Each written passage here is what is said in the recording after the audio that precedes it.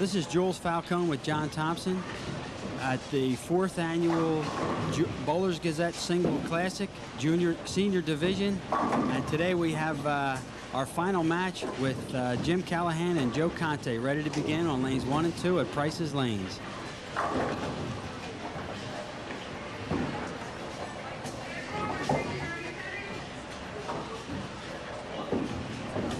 Okay, Joe Conte will start on lane 1. He's 15 years old, currently averaging 169.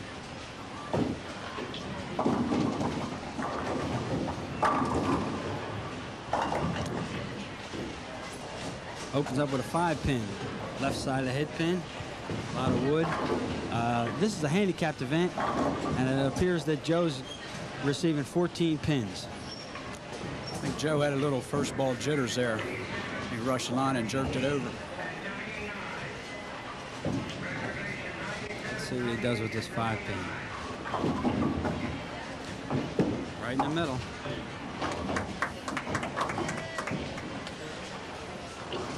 Both boys have pulled their average up 20 pins since last year's junior season. That shows a significant improvement on their mental part and physical part of the game. This is our 4th annual. Last year's winner in the senior division was Gene Carter, who has even improved more since that time.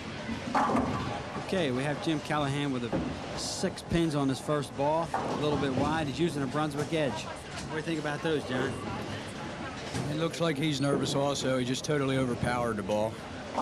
In this house, you have to stroke it and get in that track area.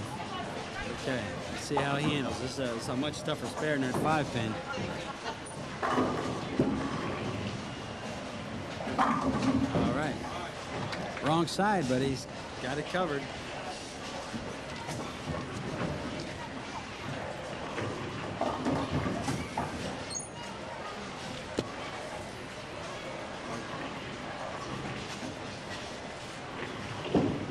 Our 1983 winner was Mark Edwards. Was also moving along to be a good bowler. Our 1980-81 winner was Doug Hudak, who was a major league bowler in the area now. So we're developing quite a trail of good bowlers here. Well, this kind of competition for the juniors leads to bigger and better things. It's something I wish we had when I was a kid. Yeah. Were you ever a kid, John? A long time ago. Oh, okay. Okay, looks like he's a little wide. Joe's a little wide. Left a washout.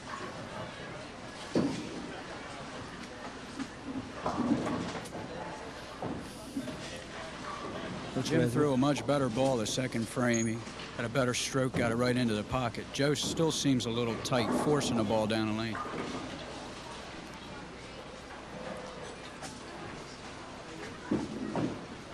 It's a little wide again. Wrong side of that thing. He's got to get less of that head pin. Of course, all that does is eat up his handicap. So it's about an even match right now. And we'll watch Joe a little closer this time. Let's see how he gets lined up. In league play, we've been trying to work on Joe's footwork to keep his foot speed down so he can catch the ball on the way up on a follow through.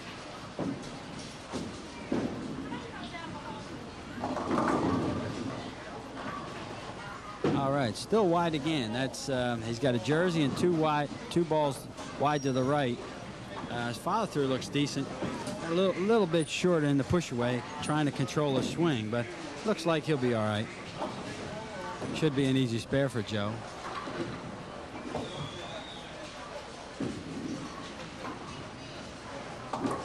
Okay. Keeps the match real close. We'll watch Jim now. He's on a strike. This could really be a big ball for him. It would give him the lead.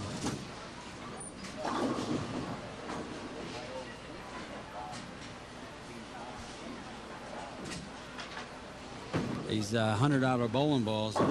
I remember when I started buying bowling balls when they were $28. They were way too expensive for me. All right, that's a big break there. A little wide, pushed it out. Gives him a 10-pin lead. He seemed a little looser that time and cut down on the ball speed, give it a chance to come back. You speak of balls back when we were young. I think my first one cost me $22. Yeah. I think I had to steal my first one. I don't remember buying the thing. Okay. All right. That's gives him a 20-pin lead.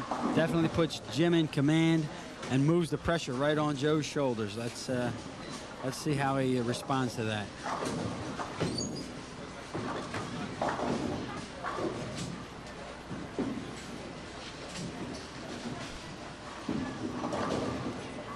Close. All right.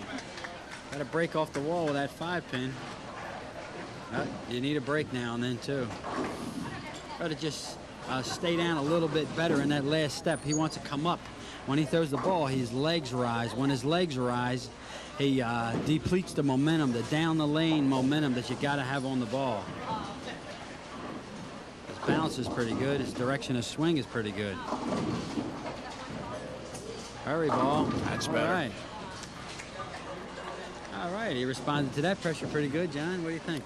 That last shot was the best shot of the match for Joe. Sure was. Still 10 pins down. We have a break now for a little message. Have to pay the bills. Okay, we're back with Jim Callahan and Joe Conte.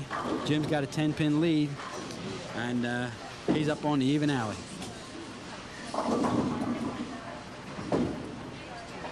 He was wide on this lane last time, but he had good speed and let it come back. Yeah. He was wide both balls on this lane. Let's see what he does here.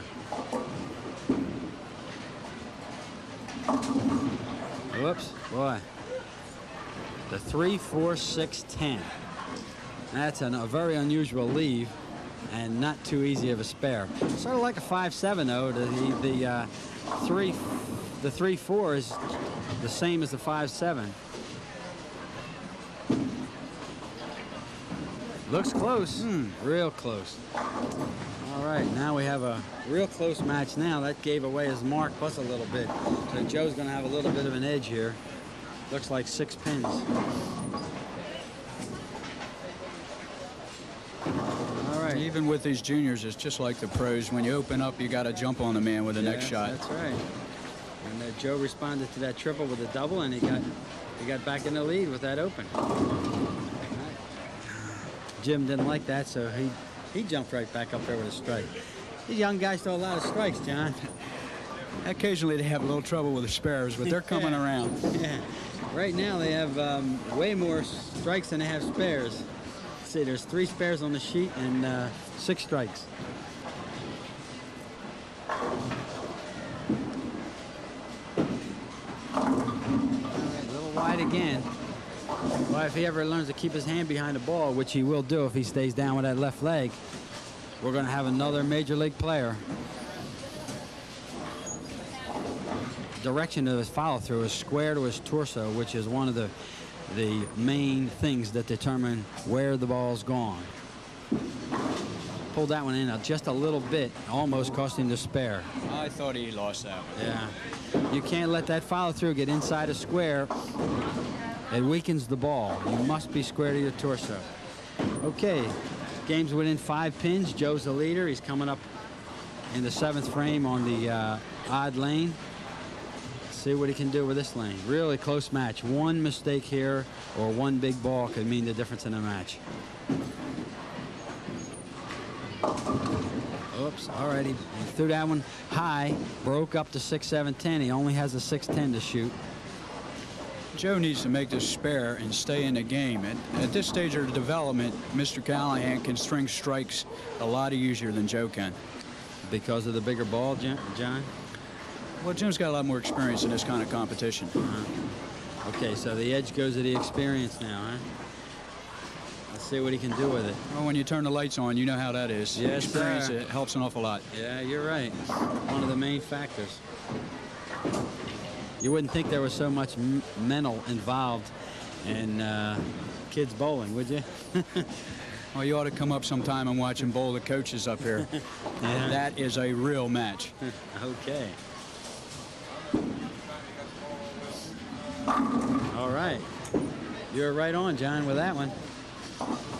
We have a new leader, 7 pins lead by Jim Callahan by virtue of that double. Coming up on the odd lane, he can really take command here with this ball. The 7 pins he have is probably not enough. But if he can put another double together here, that'll be 17 with 2 frames to go. It'll be a big difference. All right, put real close. Half pocket 10 could have been either way. Could have been a strike or the 10 pin. Well, those last 2 shots point out what I was talking about, experience. Jim was aggressive with both of them. He went for the strike. Yeah. The younger boy, not used to this kind of pressure, might have a tendency to lay the ball short. Be a little more conservative. Right. Okay, easily makes the spare. Looks real confident doing it. Joe's going to have to respond to this one here. He's 6 pins down. The nice thing about that 10-pin spare is 6 months ago, Jimmy couldn't have made that. Is that right? He's really been working hard on his spares. That's good. The only open he has is a split. Right out of his hand. Got a break. He lost that one on a downswing. Got a big break. If he can capitalize on that, he'll be back in the lead.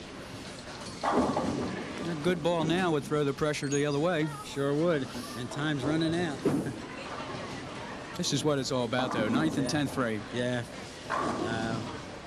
One of my more favorite sayings is that if you can't hit the pocket in the 10th frame, don't bother coming to the bowling alley. Isn't that the truth?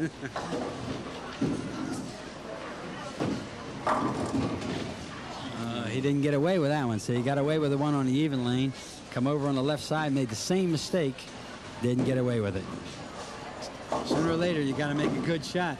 And Joe's fighting himself. He's trying to be aggressive, but he's just way too fast. Yeah, he's still bowling a good game. You know, the only open he has is that split, or the washout that he left. Oh, my big mouth. And he goes and misses an easy spare. That really takes the winds out of his sails there with that one. There's one of those experience factors. He's upset with himself for the bad shot, and he went up there, no concentration, and blew the spare. Yeah, you're right. Now he's 18 down. Instead of he made that spare, it would still be, he would only be 6 down. Now he's 18. He needs a little bit of help on this frame. Yeah, he's going to need some help from Jim. Don't look like Jim's planning much for him. Oh, there it is. Just what he was looking for. Just what the doctor ordered. As Jim says, he doesn't believe he did it. Well, sometimes when you get aggressive, you have a tendency to roll around the shot, and out she goes. Yeah. He probably would do the same thing if he did it again. Let's see what happens with this. Real close. Not enough. Okay. Boy, he just put Joe right back in the ball game. He would have gotten the lead if Joe didn't miss that easy spare.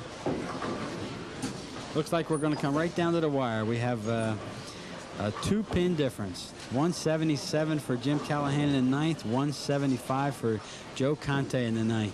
Coming up in the 10th frame.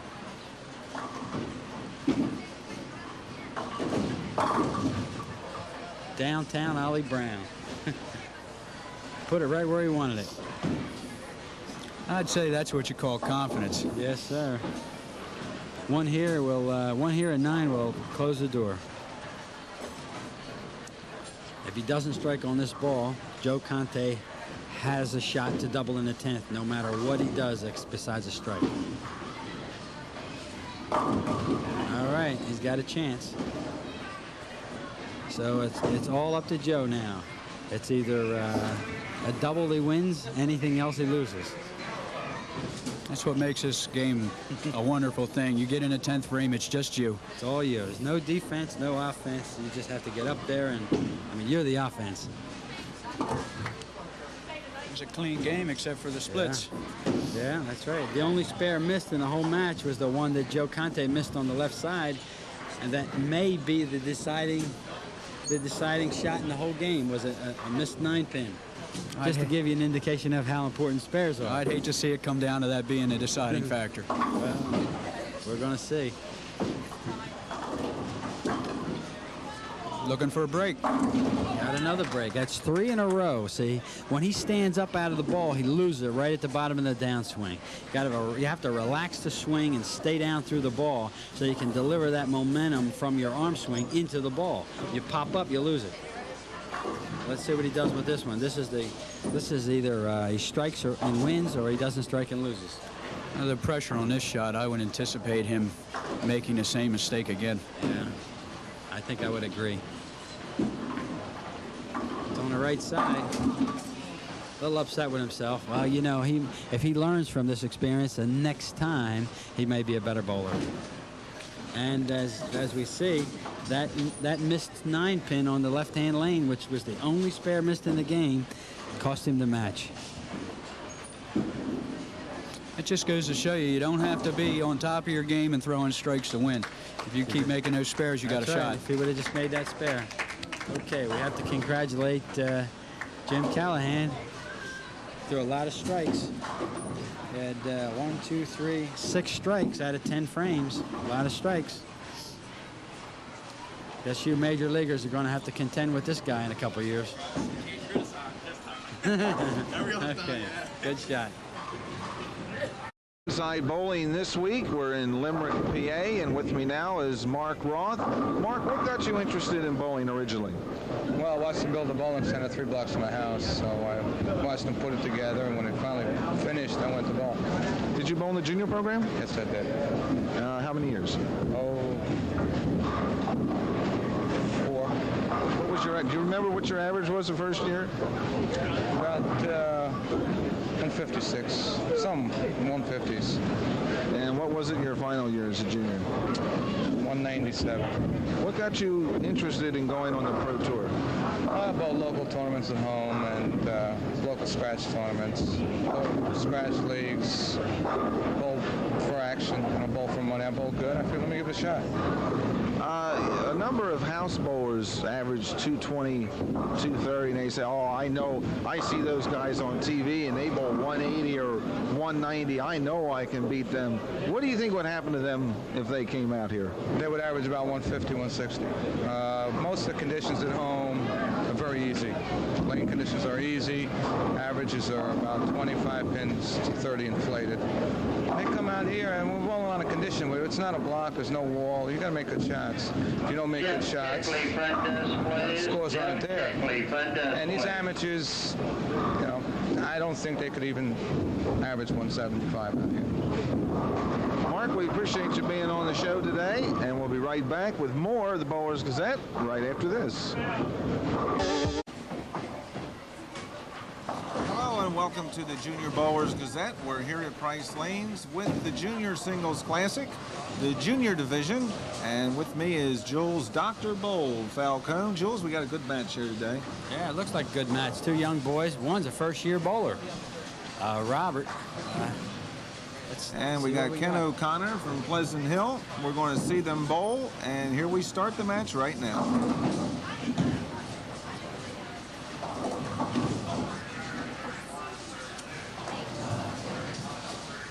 Here's the first-year bowler. See if he's learned anything. First-year bowler's got that follow-through right out there. And he leaves a 9. His average going into the tournament was a 120, and that's not too bad for a first-year bowler. First-year bowler. Most first-year bowlers lucky to average more than 100. Let's see what he does with this 9-pin. Bob's a 7th grader at Stanton Junior High School. And he bowls in the Saturday morning program right here at Price Lanes. Looks good. Looks like a veteran with that shot. You got to learn how to use his legs. Next time he bowls, we're gonna watch his knee bend. And here is Ken O'Connor, 13-year older, and he's from Pleasant Hill Lane, 6th grade at Marbrook. Likes to turn the ball. He's got half of them. That means 5. And he also likes to stand up with the ball. Let's watch him this time. Watch his hand release and watch his legs. See if we can learn anything besides watching if he can make the spare.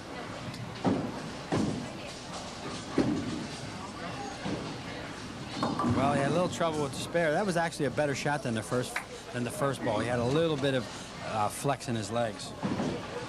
Ken averages 132.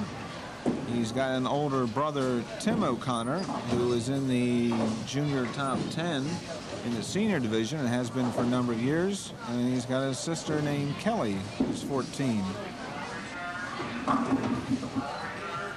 Ken's guy, he leaves the rail or the fence, as some people call it. He's got 6 pins. You have to make this on the left side of the head pin and let the ball run down into the other pins.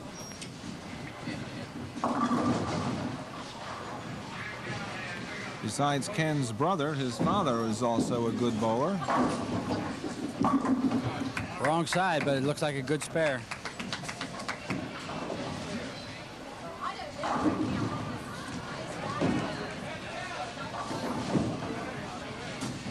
Here comes Rob again. Great direction of follow through. He just learns to get his legs down into the ball a little bit. Kid's gonna be all right. See, you have to bend your legs in your next to last step, which would be the 3rd step of a 4-step delivery, a 4th step of a 5-step delivery. And Rob hasn't gotten to that yet.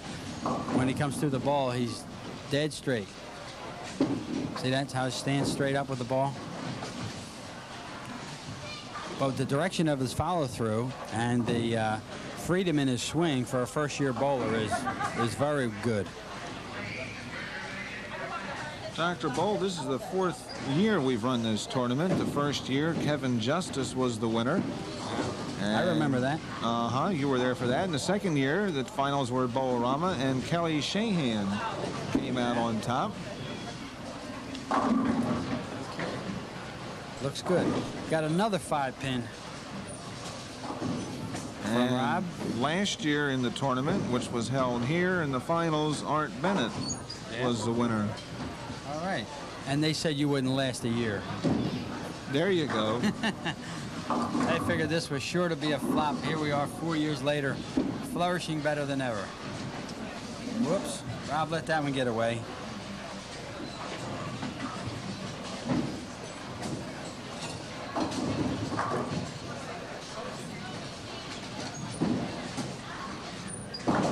Here comes Ken, unleashing one, but too much effort. Give him a 0. See, he's got to learn to swing the ball and don't muscle it so much, because when he muscles the ball, it opens his shoulders. When he opens his shoulders, a real good tendency for that ball to go due south or in the gutter. If he just lets the ball swing, he'll be lined up much better. Real close with the second ball. For the first time on TV, Dr. Ball, it doesn't look like either one of these two kids seems to be very nervous. They seem rather relaxed. Well, maybe in a couple of years when they get this game figured out, they'll be nervous.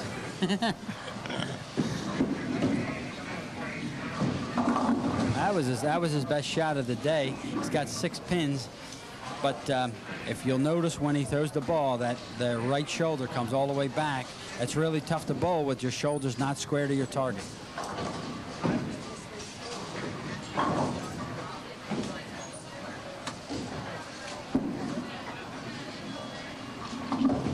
Okay, that's 7. Match is still pretty close. Ken's down a little bit because of that. He's got 3 opens and he's got a 0 pack on a spare. And Rob has a marked lead. And he's up here throwing the ball in the pocket and getting a strike. Got a little bit of a break on it, but the ball was real close. It's going to give him a 30-pin lead. Let's see what he can do with it. He seems to take a little bit more time before he throws the ball than Ken. I don't know. I sure like his balance and everything that he's starting with. He's got to get somebody to help him with his getting his legs into the game, because your legs are so much stronger than your arms. You must use them because they're so powerful. All right. Ken jumped right back here with a strike, being 40 down, knowing he's under the hammer. He's come to get him. See how he responds on this lane. We'll take a break and then come right back. Oh, he threw that one right there. Really responded to the pressure. It looks like they're really doing good. That's a double for both of them. 30, 40, back to 30 pins. 2 big doubles by these young bowlers. Rob throws another one in there. That doesn't look like a first-year bowler to me. No, sure doesn't. Looks like he really come to play. He must have got some pretty good coaching. Must have. You notice them follow-throughs never come across the front of his body.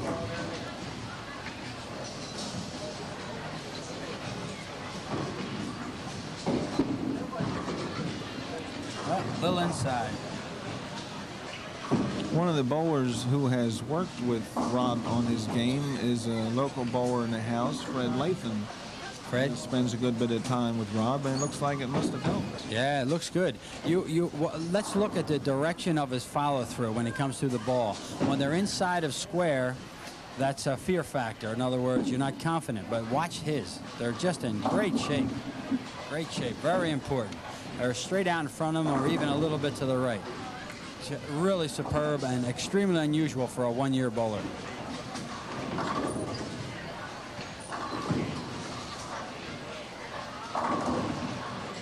This match is within 20 pins. Oops, that's going to make it real close. That's one thing about a first-year bowler, Dr. Bowl, is they're usually not too good on their spare shooting. That's one thing they have to work on. That's right. Like he's got a double and only one spare, and he's missed 3 spares. And Ken comes up with a little split here. He's missed a couple spares himself. That could have been a lucky break, but it knocked the wrong pin down. Yeah. This makes it a much tougher spare than if it was a 6-10 or a 3-6. On the outside, almost got a break on that. Game's 18 pins. Rob has an 18-pin lead over Ken with 3 frames to go. Score 106 to 88. In the 7th frame. Let's see if Ken can put some pressure on here. Uh-oh. Out to lunch on that one. That was about the roughest shot he's made there. And it seemed like he hurried a lot on that one. Yeah, it just looked like he's got to swing the ball. You got to walk next to the swinging ball. You don't want to muscle it around too much. You start muscling the ball, you're going to distort your shoulders and your legs and be in a world of trouble. I don't care if you've been bowling 50 years. If you don't have good balance, you're going to have difficulty.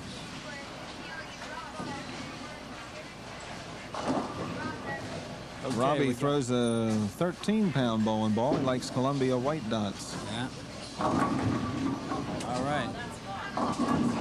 Okay, got a little bit of a break. The ball's on the right side, though, and that follow-through is what indicates where the ball's going. So if you people want to improve your accuracy, make sure those follow-throughs are square to your torso,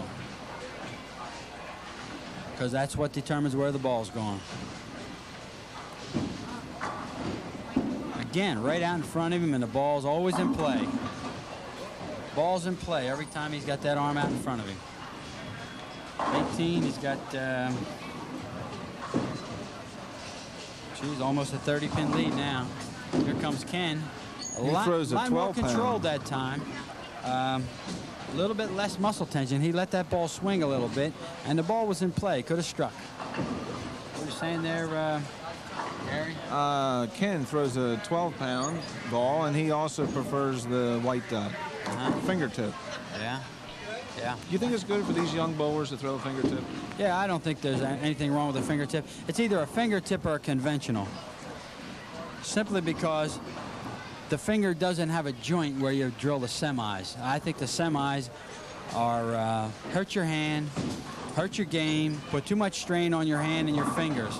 You want to drill a bowling ball so it fits in a joint, either conventional or tip. And if these young guys are bowling a little bit, the advantage to the fingertip is you get a little more leverage on the ball. The advantage to a conventional is you're a little more accurate with them, but you'll get less revs with the conventional than you will be with the tip. Semi, the only way you can throw it is you have to have about a half-inch reverse in the fingers to take the strain off of that, off of the bone in your finger. All right, Ken had a little trouble with spares here in the end of the game. Looks like Rob is going to be our winner. He's coming up in the last frame. Let's watch the direction of that follow-through again. Let's watch one more time. See that? Never to the left. And look where the ball's at. He's got an 8-10, but he threw the ball right in the pocket, which is really the important thing. If this young boy learns how to get his legs into the ball, he's going to throw all the balls in the pocket. I really think we have a good prospect here at age 14. First-year bowler, already has the right idea. Knows right where the ball's going. Well, that was a good match, and we certainly congratulate both bowlers. And maybe next year in the Junior Singles Classic, they can come back, and maybe Ken will take another shot at it. The final score, Robbie Smith, 162, and Ken O'Connor, 115. We'll be right back with more of the Bowlers Gazette right after this. At Price Lanes with the Junior Singles Classic, and this is the Bantam Division, the Bantam Prep Division match. And Dr. Bull, we've got a good match today. We've got James Brooks from Holiday Lanes and Kevin Poppiti from the home house of Price Lanes. And it looks like it might be a good match. They're pretty well evened up. Looks like two good young bowlers. I was watching them in practice. Looks like we have plenty of promise. We'll get them started and see what happens. This is Jim Brooks, James Brooks, he prefers to be called. He's a 12-year-older, and he goes to Holy Rosary. All right. These young boys have decent form, good balance, fair direction of follow-through. Looks like we're going to get a lot of spares in this match, which are most of the time the key to winning. Jim last year averaged 150. His current average is 159, so he's improved a little bit over last year. And he looks comfortable too. It doesn't look nervous or fidgety and being under the lights. And here we have Kevin Poppiti. This is his third time on TV. Yeah, first left-hander we've seen. Wow. He's won a match and he's lost a match. He's hoping to get ahead this time. Yeah. Turns the ball over. Good balance. It looks like a real decent game for a young boy. 12 years old. His average last year was 140. This year he's averaging 161. Yeah, he certainly made an improvement. Looks every bit of it too. See how he's nice and solid at the line? That's an important point. He's nice and solid, and his follow-throughs in a good area. It's not inside of his body. Knees are down. Good shape. He's a 12th grader and goes to Stanton Junior High School. Both his mother and brother both bowl. Little Keith and his mother Roxy.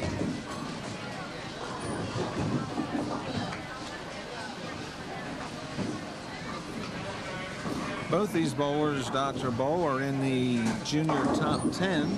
Yeah. And even in the Bantam Prep division, this is both their second year in the top 10 in their division. Looks strong. Oh, we went by that one. This game still looks real strong. James Brooks has reasonably good balance. It looks like he's using an LT-48. They're one of the more hookinest balls on the market. Threw that one right in there. How heavy of a ball is he using, Gary? It looks like almost a 14-pounder, and it is an LT. Yeah. And it's a fingertip. James has 4 brothers and 1 sister. Mother's name is Jane, and his father is Charlie. Same spare he left the first frame. His high sanction series is a 628. That's a big series for a 12-year-older. And on the question, who in your family bowls? Everyone. Yeah, that's great. Okay. Spare strike spare for James Brooks. He's getting 6 pins, so he's got an 18-pin lead right now. We're going to watch Kevin, the 12-year-old left-hander. Their favorite bowler for both bowlers is someone who's not on the tour anymore, but certainly well known, and that's Earl Anthony. Yeah. Can't blame him, especially the left-hander. You can understand why a left-hander would like Earl as a favorite bowler. I was in Reno to the Nationals just last week and had the opportunity to talk with Earl for about 15 minutes. Very, very nice person. Oh, bad break for Kevin. Chop the 4 off the 7. It's difficult to chop it. It's probably tougher to chop it than it is to make it. But, in the first year of our tournament, this is the 4th annual, and the first one, Kermit Justice was the winner, and he defeated Chuck Beathard. In the second tournament, in the Bantam division, the prep division, Kelly Shahan was the winner over Davey Carter. And last year, Kevin Poppiti was on TV, and Stephanie Merrick defeated him in this. all right. And he's going to try to go again here today, see if he can make up for that loss last year. Well, he looks like he's ready here. He's about 30 pins down, but he still looks like he's very aggressive. 5 pins. I'm sure James didn't want to give him all that help, but he gave him a little bit of help with the pack. Plus, he left himself a difficult spare. Let's see how he handles it. In the qualifying for this tournament, Kevin Poppiti was the leader. He had a 552 scratch with 81 pins handicap for 633. James Brooks had a 519 with 99 pins handicap to give him a 618. Good spare for James Brooks. Maintained a lead of 24 pins with that by making that spare.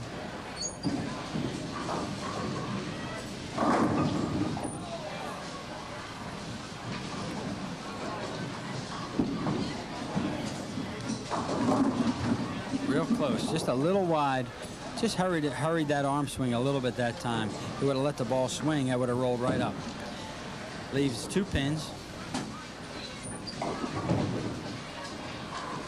Difficult spare. You may have to make sure you hit the 8 that's behind the 2. Oh, that's not going to make it. You see that follow through come across his body? He seemed to rush that shot all the way through.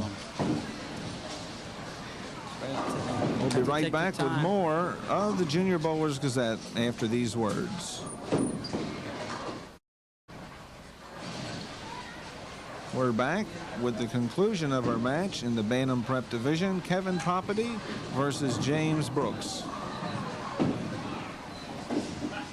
Kevin's a little bit down. He's going to have to get moving real soon if he wants to get a chance in this. Strike here will put him right back in the game. Okay, spare is still second best. If he makes a spare, he'll be 10 pins down. If he doesn't, he'll be 22.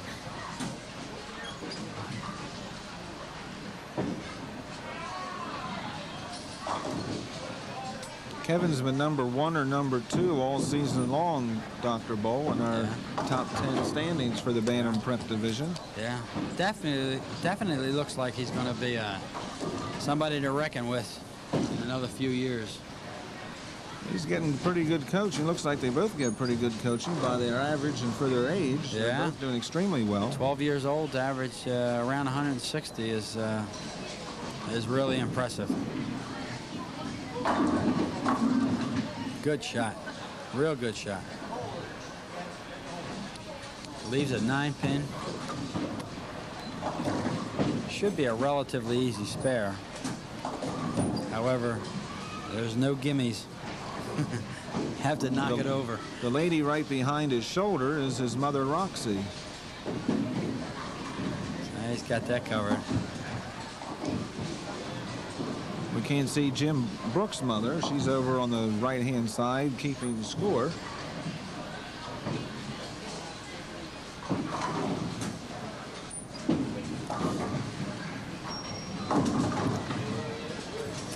He's not letting the ball swing. He's controlling the push away, controlling the backswing, which distorts his downswing.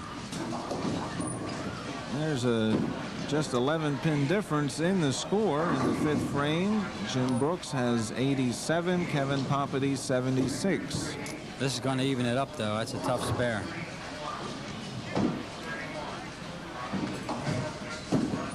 The match is within a pin right now. And James better watch out, because Kevin looks like he's a little more aggressive right now. You better learn to just let the ball swing and walk next to the swinging ball. It'll be much more effective. That was a little better shot. And he gets the rewards for the better shot. Moves the pressure right back to Kevin.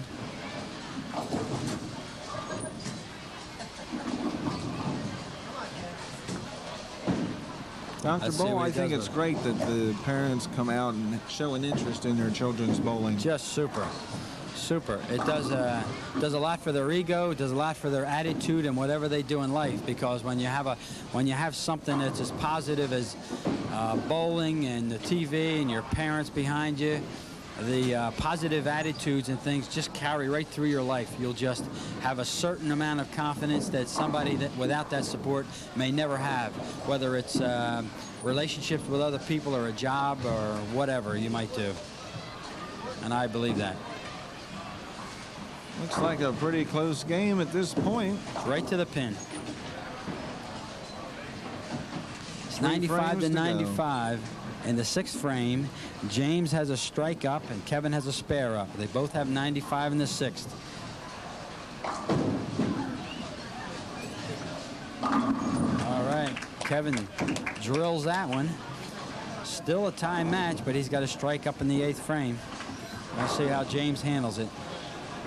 Last time he made a real nice shot. He let the ball swing, was very effective. That was a decent shot, a little wider though. That was decent, a little bit quicker than the last one. He's got to give himself some time. If he just would let the ball swing and let his feet be dictated to by his swing, which is the only way it works anyway, he would be much more effective. You must let the ball swing. You can't accelerate or decelerate the feet, because they're going to be dictated to by the swing anyway. So if you develop a free swing, you'll be much more effective. By missing that spare, put him a mark down. 12 pins to be exact. You have 2 frames to go. Let's see how he responds to that open. He could really use a good shot here. On the wrong side, but it's close. Okay. Dr. Bull, with the new pin weights coming out next season, do you think that's going to affect the children's bowling? Well, no. Most of the children's games, most of the young people's games are spares. If you'll take this game as a prime example, here's 2 very good 12-year-olders, and so far in the game we have 2 strikes for each boy. So that means the other 7 or 8 frames are spares. So if you're not making spares, you're in a world of trouble.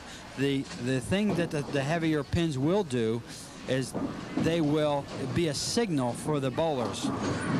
Oh, that makes the game brand new again with that split. The pins are the only defense in the game. Any other sport, the quality of the offense is dictated by the quality of the defense. Say, for example, professional football. If you had weak defenses, naturally the offenses would be effective, but they would get weaker and weaker over the years. What has happened with these lighter pins, the pins have become lighter over the last 20 years, and there are large voids in the bottom of the pins. as we're going into the 10th frame, the game is almost even. The new heavier pins, when you strike, whenever you strike, either now or then, the pins will say to you that you made a good shot. The lighter pins, boy, is there an argument for heavier pins? That was, you got to get that set up. Looked like a 4-pin. Unbelievable shot there. We'll be back. Okay. A short break as we lost a pin somewhere. Yeah. You had the 4-6 split, and the machine knocked the 4 over. It was really a shame because he threw the ball right in the pocket. I don't even know what made the 6 stand. We'll have to have an instant replay on that and find out what happened. That's an argument for the heavier pins. Back on the pins for 1 second here. The quality of the offense dictates the quality of the defense, or opposite of that is what I meant. The pins, when you get a strike, say to your subconscious that you made a good shot. If the pins are quality defense, they are going to dictate the quality of your offense. So if you don't make a good shot, you won't strike. With the later pins, you can strike with a bad shot. We don't need a strike to finish this one out. If James gets either one of these pins, he's going to be the victor. Not right. He needs both of them to win, one of them to tie. This is true. And he does end up. Everything he gets now is gravy. He's a 1-pin leader right now. The pack will add on to that. Again, we come right down to the last frame, Gary. Right down to the last ball. Some close matches. That was really a bad break that Kevin got with that split in the 10th frame. The ball was right in the pocket. And our final score, James Brooks, 160. Kevin Poppiti, 149. And Two we'll good-looking bowlers. With more of the Junior Bowlers Gazette after these words.